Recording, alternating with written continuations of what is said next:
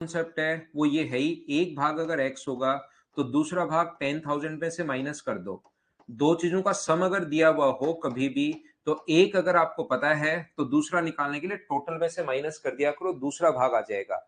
मान लो अगर एक 4,000 है तो दूसरा अपने पास 6,000 होगा, याद रखना। ये जो अपने पास लिखा हुआ है, पहले भाग पर 8% की दर से और दूसरे भाग पर 10% की दर से, ये लीजिए, तो अपने पास total simple interest P into T into R upon 100 अपने पास वार्षिक भुगतान करना है। तो अपने पास यहां से 10,000 माइनस अपने पास x दूसरा भाग होगा, इस पर 10% की दर से एक साल का। तो टोटल अगर आप लोग ऐड करते हो तो अपने पास साधारण ब्याज आ जाएगा 950। सोल्व करना, आंसर आ जाएगा पहला तरीका।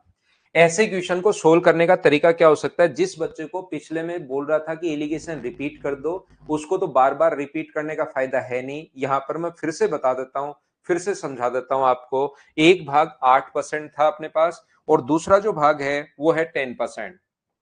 एक रेट 8% है, दूसरी जो रेट है वो है अपने पास 10%।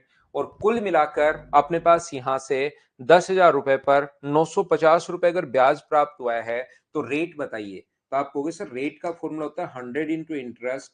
ये 950 रुपए जो ब्याज प्राप्त हुआ है अपॉन पी प्रिंसिपल कितना है 10,000, और कितने टाइम का, एक साल का। 3 जीरो से 3 जीरो कट गया तो ये आ गया अपने पास 9.5%। ये 9.5% हम लोग लिखते हैं यहां पर। 10 में से अगर आप लोग माइनस करते हो तो ये अपने पास 0.5, और ये अपने पास कितना होगा 1.5।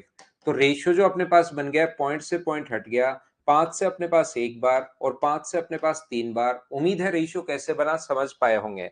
तो पहले बैंक वाला पूछा है 8% वाला, तो आपके पास तरीका होगा, टोटल अपने पास यहाँ पर 10,000 है, टोटल के नीचे रेशियो का टोटल, 1 और 3 का टोटल अपने पास 4 होगा। पहला भाग पूछे तो 1 से गुना, दूसरा भाग पूछे तो 3 से।